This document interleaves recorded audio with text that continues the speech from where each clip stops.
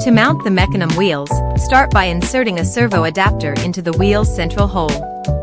Should you need to remove it later, a small screwdriver can be used to push it out from the back.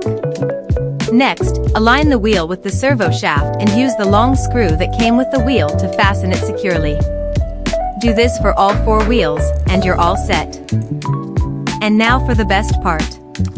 Let's power on the FPV car and see these Mecanum wheels in action. Their omnidirectional movement opens up a whole new world of maneuverability. Look at that glide. And you can really see how precise and smooth all the movements have become.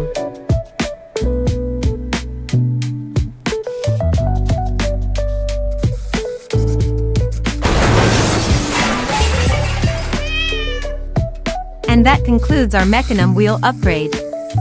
If you found this video helpful or just enjoyed the build, please give it a big thumbs up and consider subscribing for more projects and tutorials like this. Thanks for watching, and happy building!